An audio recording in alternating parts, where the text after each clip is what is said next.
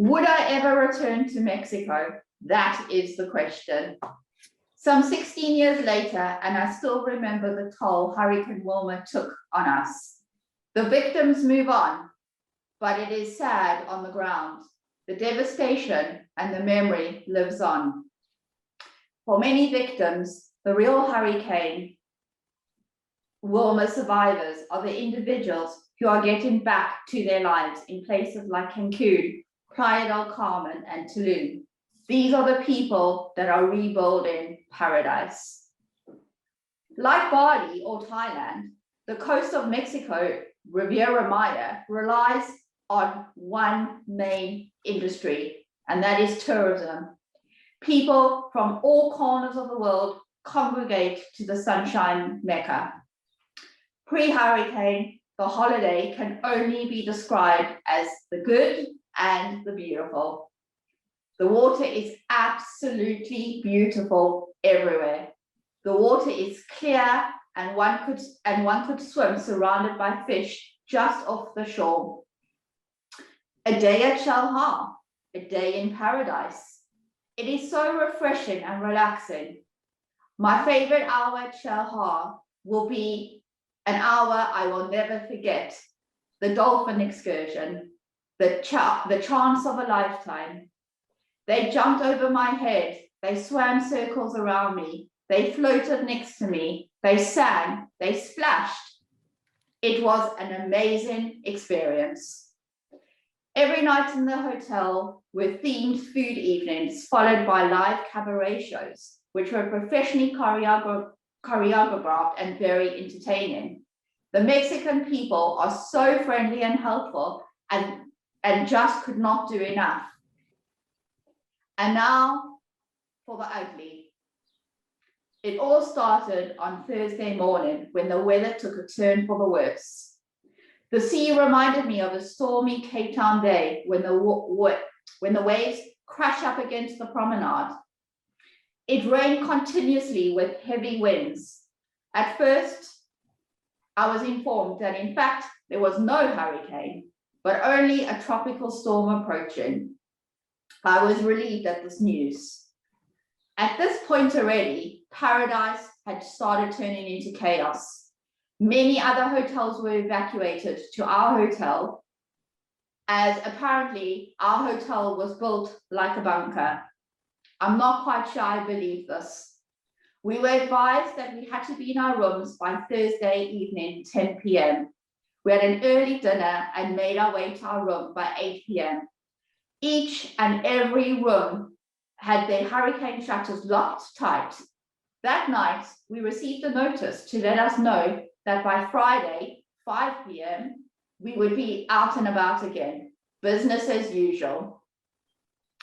At this point, we were packed and ready to go and advised on Friday night that we would be headed back to London as planned. On Thursday night, a bag of food was delivered to all 800 rooms. These were delivered by the tribal Mexicans who could endure these harsh conditions. This included one sandwich, a plum, an apple, and a juice. Little did we realize that this would have to make do until late Saturday afternoon when our next bag of food would be delivered. On Friday, the electricity, water, and telephones were all cut off, and mobile BlackBerry signal was lost.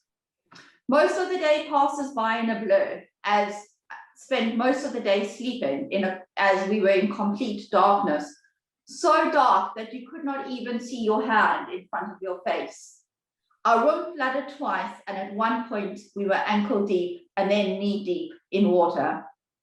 Saturday was much the same until about 5 p.m. when there was a knock at the door with a parcel of food being delivered. Smiles all around. The first bit of food since Thursday night. At this stage, we had no contact with anyone at the resort and were starting to question what was going on. During this time, we knew that we were safe, but our main concern was our lack of communication with our families. Sunday arrived, and around midday, we heard life outside of our room. Although it was still raining and windy, we braved the outside to see what was going on. We were confronted by complete chaos. Ceilings had conked in, flooding, roofs blown away, and total devastation of what 3 days earlier could only be described as paradise. We headed to our room and helped tidy our immediate surroundings. Our neighbor had heard that there was a call box working in the next town. I stood in a queue. He agreed to take me. I stood in a queue with a few others for over 2 hours. 2 hours to finally get to the front and be told by the international operator that she could not make a collect call to South Africa. Disappointing. All international phone calls had been sold, obviously. My lift was leaving, but I was so determined to make contact with someone, and I would not leave until I'd done this. I had to return to the back of the queue, and this was a further 2 hours of waiting. After many calls, I eventually got hold of my sister Melissa, who made contact with our families. We were so relieved. However, what we put our parents through, for days, they heard nothing. For days, they worried. For days, my dad looked for contact or relief.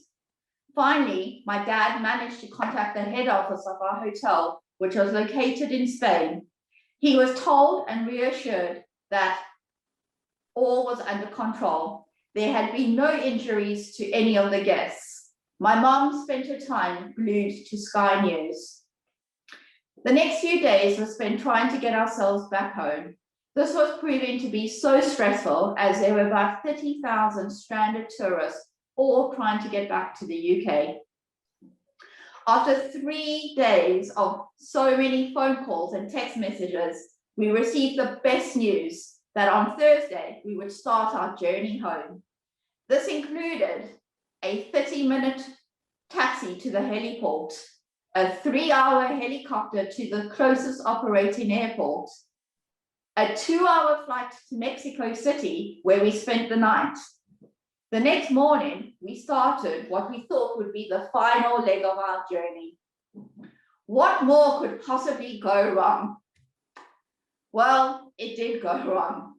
Arriving at check-in to board our flight to Houston, we were informed that Mr. Louis Zev would not be able to catch this flight due to passport issues. After much tears and stress, Louis was rerouted via Paris, and I boarded the flight to Houston as planned. By Saturday, 6 p.m., both of us were safely back in London. We'd like to thank everyone for their concerns, the emails, the text messages, and the phone calls. And my last question is, would we go back to Mexico again? Yes, absolutely, big yes. In fact, I've now been many times in these past 16 years, and I encourage all of you who haven't visited Paradise to do so and support the Mexican tourism industry. They need you.